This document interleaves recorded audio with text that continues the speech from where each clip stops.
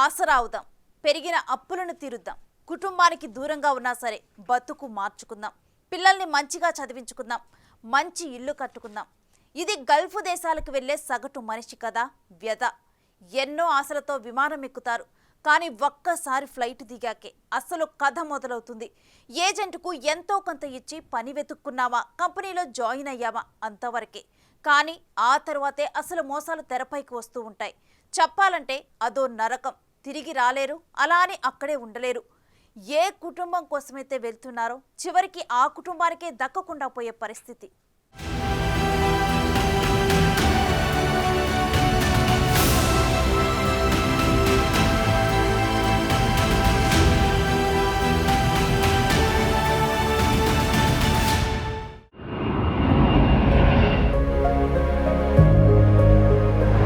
తడారిపోతున్న ఎడారి బతుకులు,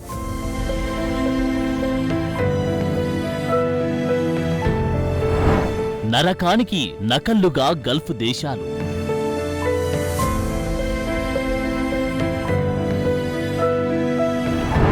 చెప్పే పని ఒకటి, చేయాల్సింది మరొకటి.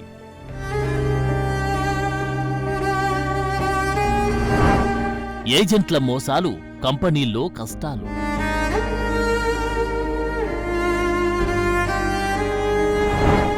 బయటపడే మార్గం లేక అరిగోసలు.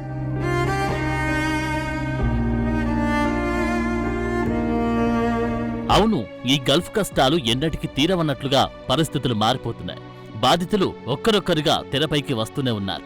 తిరిగి వచ్చేద్దామనుకుంటే తిరిగి పంపే పరిస్థితి లేకపోవడంతో ఎడారి దేశాలకు వెళ్లిన బాధితులంతా వీడియోల రూపంలో తమ గోసను అందరికీ పంపుతున్నారు. బతుకుపై ఏదో ఒక ఆశ, ఎవరో ఒకరు తమను కరుణించకపోతారా అన్న చిన్న ఆలోచనతో వీడియోలు పంపుతున్నారు. పొట్టకూటి కోసం దేశం కాని దేశం వెళ్లారు. మరి అక్కడ చెప్పిన పని ఒకటి, చేయాల్సింది మరొకటి. ఎక్కువ పని గంటలు, తక్కువ జీతాలు. ఆరోగ్యం బాగలేకపోయినా పని చేయాల్సిందే. జీవితంపై అన్ని ఆశలు వదులుకోవాల్సిందే అన్నట్లుగా గల్ఫ్ దేశాల్లో ఉపాధి మారిపోయింది.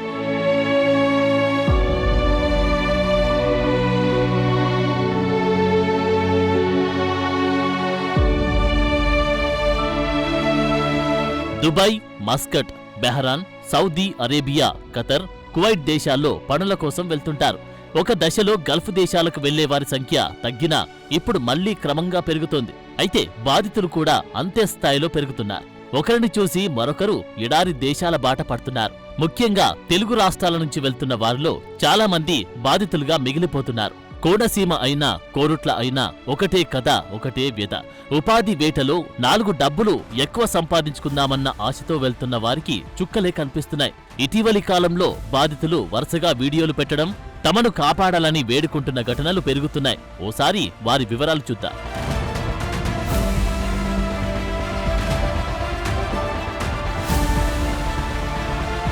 ఇక్కడ కనిపిస్తున్న ఈ నలుగురిది 4 రకాల సమస్యలు.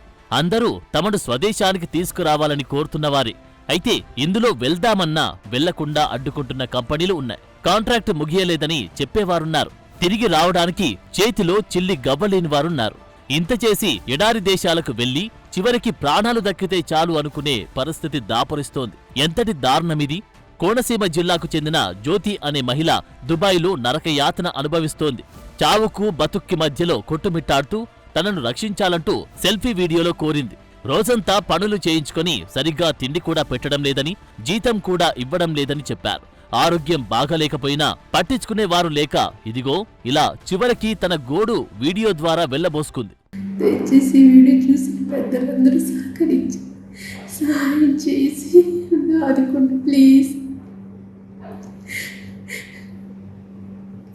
ఈ వీడియో చేసిన తర్వాత నేను ఎలా ఉంటానో ఏంటో నాకే తెలీదు. చాలా భయంగా ఉంటుంది ఇక్కడ. అసలు 2 రోజులు కూడా అన్నం పెట్టకు, ఒకసారి చాలా వేదన. దయచేసి సహాయం చేసి నన్ను ఆదుకోండి ప్లీజ్. నన్ను ఇంటికి తీసుకెళ్ళండి, నా బిడ్డల దగ్గరికి సహాయం చేయండి. పెద్దలందరూ కలిసి సహాయం చేయండి. సో చూశారుగా జ్యోతి ఆవేదన. తన ప్రాణం నిలిస్తే చాలు, తన బిడ్డలను స్వదేశంలోనే ఏదైనా పని చేసుకుని కాపాడుకుంటా పిల్లల దగ్గరికి తీసుకెళ్లండి అని కోరుకుంటుంది. బిగ్ టీవీ ప్రసారాలకు ఏపీ మంత్రి నారా లోకేష్ కూడా రియాక్ట్ అయ్యారు. సమస్యను తమ దృష్టికి తెచ్చినందుకు ధన్యవాదాలు తెలిపారు. జ్యోతిని స్వదేశానికి తీసుకొస్తామన్నారు. ఇక్కడ జ్యోతి కథ సుఖాంతమవుతుంది. ఎందుకంటే పెద్దల దృష్టికి వచ్చింది కాబట్టి. మరి మిగతా వారి సంగతి?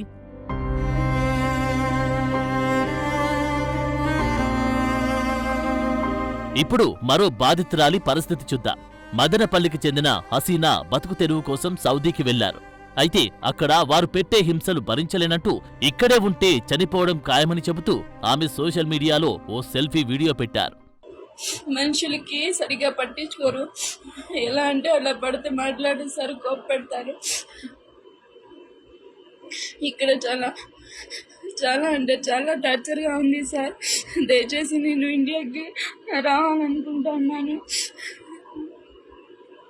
వచ్చేసి నా పిల్లల్ని నేను చూసుకోవాలి అనుకుంటున్నాను. ఇక్కడైతే ఇక్కడే ఉంటే చనిపోతాను, నాకు భయంగా ఉంది. మీరే ఎలాగో అలా దయచేసి నన్ను ఇండియాకి పిలిపించండి సార్. ఇది హసీనా ప్రస్తుత జీవితం. ఏ పిల్లల కోసమైతే ఎడారి దేశంలో పని వెతుక్కుంటూ వెళ్ళిందో చివరికి ఆ పిల్లలకి ఆ తల్లి దక్కకుండా పోయే పరిస్థితి. ఇంతకన్నా దారుణ పరిస్థితి ఉంటుందా? ఇక ఇక్కడ కనిపిస్తున్న ఈ వ్యక్తి పేరు మున్నా, వయస్సు 20, జిల్లా కామారెడ్డి. పెరిగిపోతున్న కుటుంబ అప్పులు తీర్చేందుకు 60,000 అప్పు చేసి 20,000 జీతానికి ఏడాదిన్నర క్రితం సౌదీ అరేబియా వెళ్లాడు. ఏడాదిన్నర టైంలో ఇంటికి అతడు పంపింది కేవలం 20,000 మాత్రమే. తండ్రి షరీఫ్ ఇదేంటని అడిగితే నెల నెలా జీతం ఇవ్వడం లేదని, టైంకు తిండి పెట్టడం లేదన్నాడు. దీంతో చలించిన తండ్రి కొడుకు కష్టాలు తీర్చాలని తాను కూడా ఆసరా అవుదామని మరో ఏజెంట్తో మాట్లాడుకొని ఈసారి 70,000 చెల్లించి రియాద్లో డ్రైవర్గా పనిచేసేందుకు మేలో విమానమెక్కాడు. కానీ అక్కడికి వెళ్ళాక కొన్ని రోజులకు గుండెపోటుతో చనిపోయాడు. తన తండ్రిని చూడాలనుకుని సౌదీ నుంచి రియాద్ వెళ్దామనుకున్న మున్నా పాస్పోర్ట్ లాక్కున్నారు. ఇప్పుడు తిండి లేదు, పూర్తిగా ఇరుక్కుపోయాడు. దీంతో ఏమి చేయలేక ఇదిగో ఇలా వీడియో పెట్టాడు మున్నా. ఈ సౌదీకి వచ్చినా సార్, ఈడ నా కపిలేమో పాస్పోర్ట్ గుంజుకున్నాడు. నా డాడీకి ఇట్లా చనిపోతే నాకు ఇండియాకి పంపలేరు, ఏం పంపలేరు. నాకు ఈయన్నే ఇరుక్కుపోయినామని నేను రియాద్లో ఇరుక్కున్నా. నేను ఇండియాకి పోతా అంటే ఇండియాకి పంపుతలేరు, ఏం పంపుతలేరు. నాకు బాగా స్థాయిస్తున్నారు సార్. నాకు ఈడ బాగా ఇబ్బంది అవుతుంది సార్. నేను కూడా ఉంటానో బతుకుతానో సస్తానో నాకు కూడా గ్యారంటీ లేదు సార్. మరో ఇన్సిడెంట్ చూద్దాం.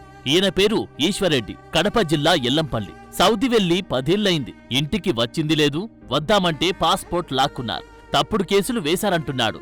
ఇంటి దగ్గర భార్య పిల్లలు బిక్కుబిక్కుమంటూ గడుపుతున్నారు. దీంతో ఆయన కూడా మంత్రి లోకేష్ కు విజ్ఞప్తి చేస్తూ వీడియో పెట్టారు. కుటుంబానికి 4 డబ్బులు పంపుదామని సౌదీ వెళ్లిన ఈశ్వర్కు ఇప్పుడు కడప జిల్లాలో ఉన్న అతడి భార్య, కూతురు కూలీనాలి చేసి డబ్బులు పంపుతున్నారు. ఇంతకంటే ఘోరముంటుందా? లోకేష్ సార్ గారు నన్ను ఇంటికి తీసుకువెళ్ళండి. 10 సంవత్సరాలైంది సౌదీకి వచ్చి. 10 సంవత్సరాలైంది పిల్లలు విడిచిపెట్టి సౌదీకి వచ్చి. సారు ఏదో రకంగా నన్ను ఇంటికి తీసుకెళ్ళండి సారు. మా సౌదీ అతను కేసు వేసిన నా పైన. పొలిటిషన్ పోతే పంపిలే పొలిటిషన్ పోతే మీ కపిల్ కడిగిపోండి అంటారు సారు. ఏదో విధంగా నన్ను ఇంటికి తీసుకెళ్ళండి సారు.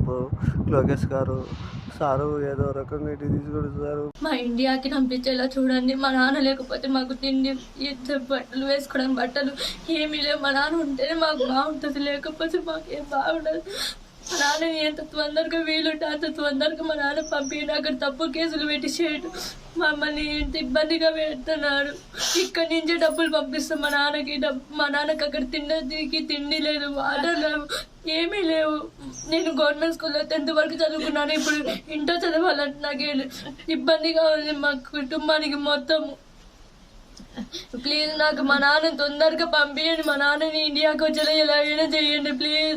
1 కాదు 2 కాదు, ఎందరో బాధితులు. ఒక్కొక్కరిది ఒక్కో బాధ. అక్కడ ఉండలేరు, ఇక్కడికి రాలేని పరిస్థితులు తీసుకొచ్చారు. ఉపాధి కోసం గల్ఫ్ దేశాలకు వెళ్లి చిక్కుకున్న వారిని తిరిగి తీసుకొచ్చే బాధ్యత ప్రభుత్వాలదే అయినా ఇలా ఎంతమందిని కాపాడతారు? ఇలా ఇబ్బంది పడుతున్న వారు ఎందరున్నారు? ఇదే ఇప్పుడు పెద్ద ప్రశ్న.